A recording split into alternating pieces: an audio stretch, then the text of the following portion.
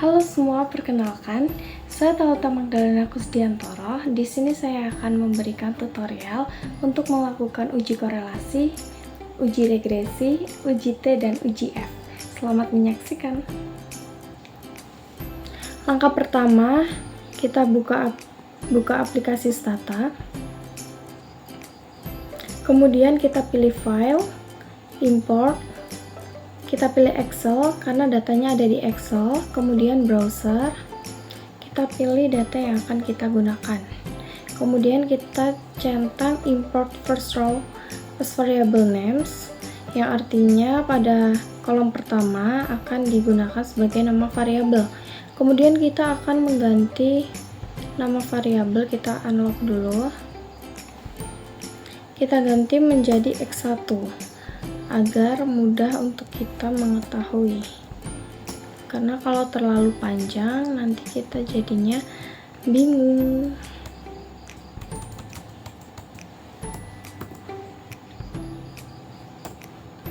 Kemudian X4 juga, dan yang terakhir variabel Y.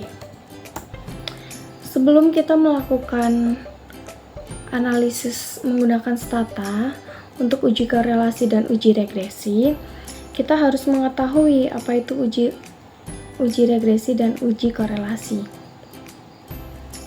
Jadi, uji korelasi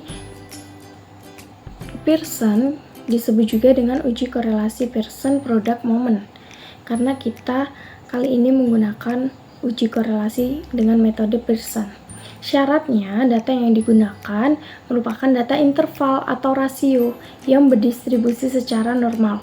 Untuk mengetahui data tersebut berdistribusi secara normal atau tidak, kita harus melakukan uji normalitas sebelum kita melakukan uji korelasi. Tujuannya untuk mengetahui ada atau tidaknya hubungan antar variabel, mengukur tingkat keeratan hubungan antar variabel, dan yang terakhir mengetahui arah hubungan antar variabel, bisa bersifat positif maupun negatif. Sedangkan untuk uji regresi, kita menggunakan uji regresi linear berganda. Kenapa? Karena variabel independen yang kita gunakan lebih dari satu, sehingga kita menggunakan uji regresi linear berganda. Sedangkan uji regresi linear sederhana digunakan untuk mengolah data dengan variabel independen yang berjumlah hanya satu. Konsep dasar regresi linear berganda digunakan untuk mengetahui ada atau tidaknya pengaruh variabel independen terhadap variabel dependen. Tujuannya untuk mengetahui pengaruh dua variabel independen atau lebih terhadap variabel dependen, baik secara parsial maupun secara simultan. Skala yang digunakan juga sama, yaitu data interval atau data rasio. Selanjutnya kita akan memasukkan kode untuk mengetahui uji korelasi. Yang pertama kita akan menguji normalitas. Caranya kita masukkan SKTest. Kita masukkan X1, X2, X3, X4, dan Y, kemudian enter. Dan data sudah muncul. Kita menggunakan metode skewness dan kurtosis. Sedangkan untuk uji korelasi kita menggunakan PWCOR double R, spasi X1, X2, X3, X4, dan Y, koma, kita tulis sig karena agar nilai signifikansinya dapat keluar. Selanjutnya kita akan melakukan uji regresi linear berganda. Caranya kita pilih statistik, kita pilih linear models and related. Setelah itu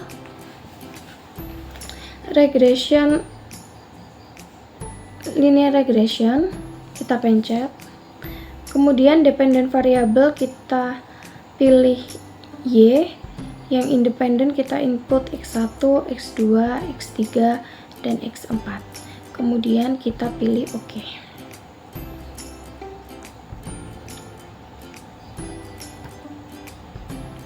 Dan datanya sudah muncul ya.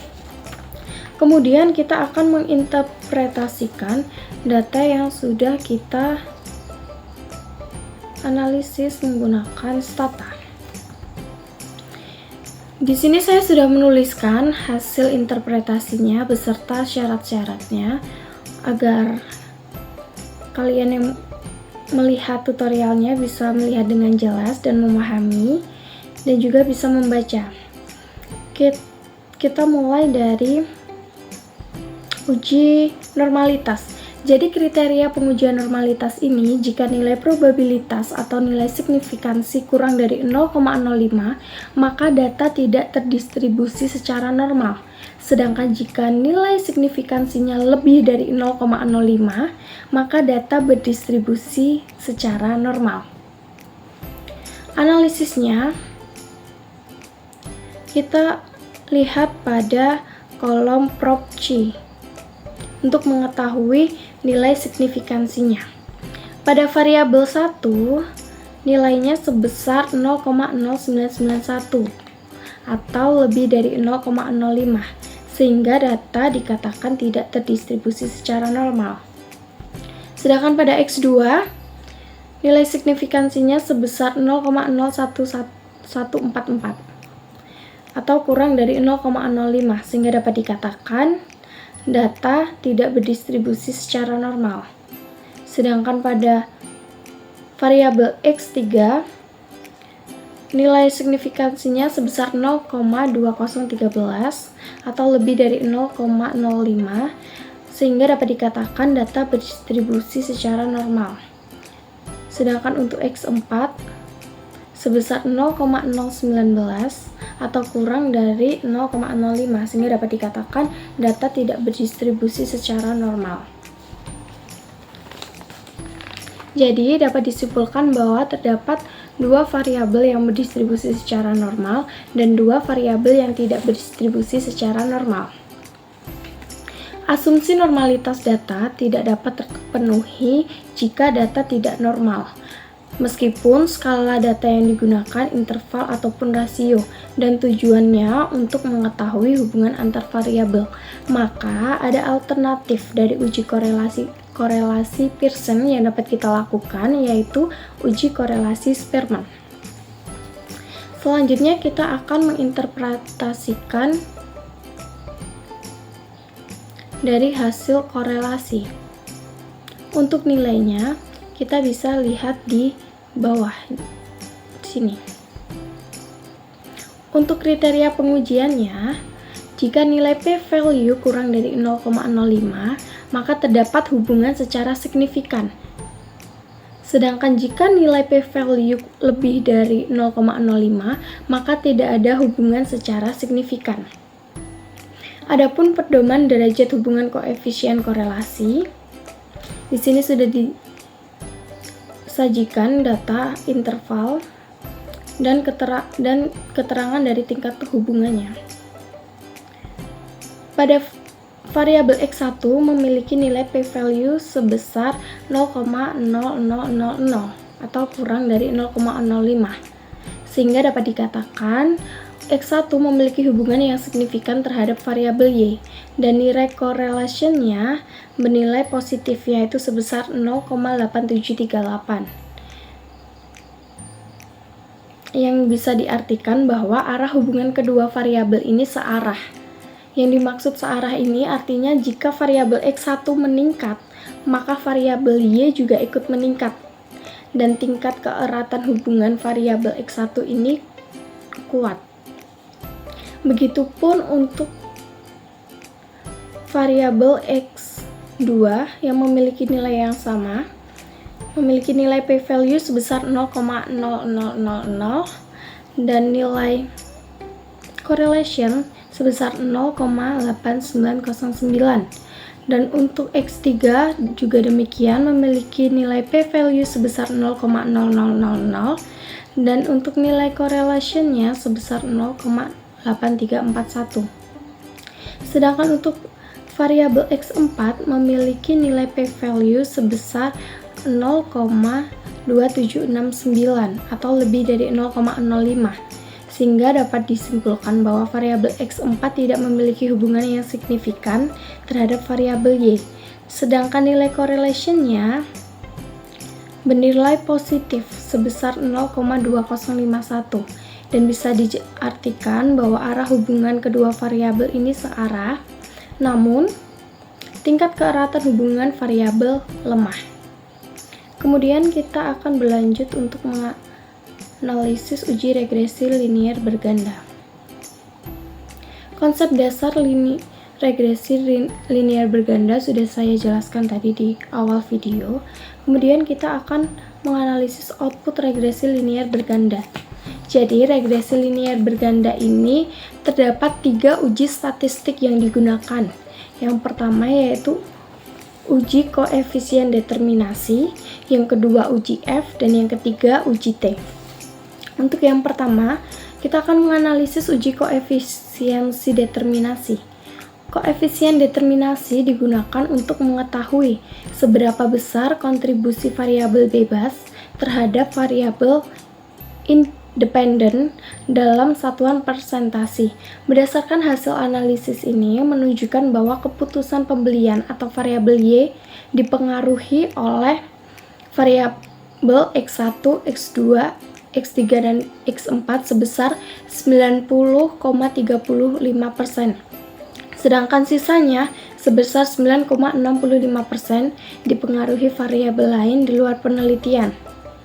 Nilainya dapat kita lihat pada R². Selanjutnya yang kedua adalah analisis uji F. Nilai uji F ini dapat kita lihat pada probability F. Uji F digunakan untuk mengetahui apakah terdapat pengaruh semua variabel independen yang dimasukkan dalam model regresi secara bersama-sama terhadap variabel dependen. Jika hasil uji F ini signifikan, maka seluruh variabel independen berpengaruh secara simultan terhadap variabel dependen. Berdasarkan hasil yang sudah kita lakukan, hasil uji F penelitian ini hipotesisnya diterima karena faktor X1, X2, X3, dan X4 secara simultan atau secara bersama-sama mempengaruhi keputusan pembelian, yaitu variabel Y, karena memenuhi syarat nilai signifikan, yaitu kurang dari 0,05. Selanjutnya, kita akan menganalisis uji T, atau yang biasa disebut sebagai uji hipotesis. Jadi uji T ini dilakukan dengan tujuan untuk mengetahui pengaruh masing-masing variabel independen terhadap variabel dependen yang diuji pada tingkat signifikan 0,05. Dan hasil uji T pada penelitian ini hipotesis diterima. Untuk nilai uji T dapat kita lihat pada kolom ini. Nilainya untuk X1 sebesar 0,071 dan seterusnya,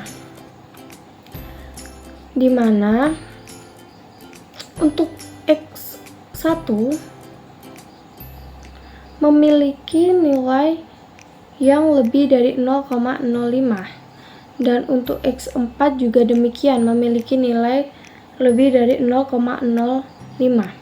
Sehingga dapat dikatakan bahwa variabel independen X1 dan X4 tidak memenuhi syarat signifikan, yang berarti tidak berpengaruh secara parsial terhadap keputusan pembelian.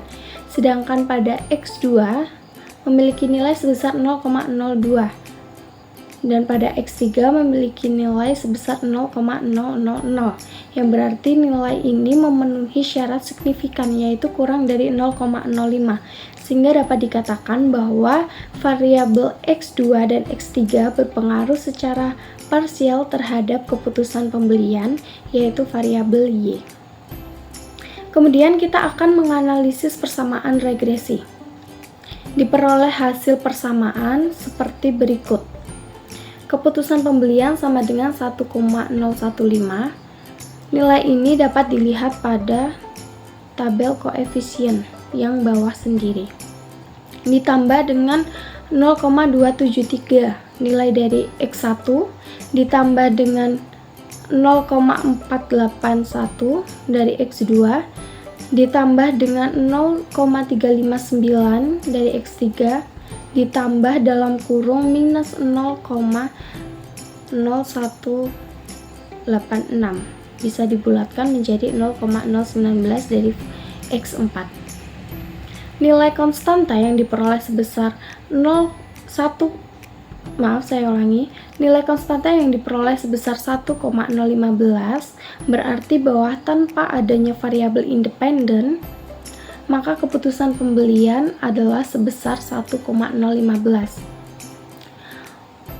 Untuk nilai koefisien regresi pada variabel X1 sampai dengan variabel X4, X3 bernilai positif, yang artinya jika variabel independen lain memiliki nilai tetap atau konstan, maka setiap adanya kenaikan nilai faktor pada X1 sebesar 1 satuan, maka akan mengakibatkan kenaikan nilai keputusan pembelian sebesar 0,273, begitupun sebaliknya. Sehingga dapat dikatakan bahwa pengaruh faktor sosial atau pada variabel X1 terhadap keputusan pembelian yaitu variabel Y adalah positif. Begitupun untuk variabel 2 dan variabel 3. Sedangkan variabel 4 bernilai negatif yaitu sebesar 0,018 yang berarti jika variabel independen lain memiliki nilai tetap atau konstan, maka setiap adanya kenaikan nilai faktor psikologis satu satuan maka akan mengakibatkan penurunan nilai keputusan pembelian sebesar 0,018. Begitupun sebaliknya. Sehingga dapat dikatakan bahwa pengaruh faktor psikologis terhadap keputusan pembelian adalah negatif. Demikian tutorial yang dapat saya berikan, semoga bermanfaat. Sampai jumpa.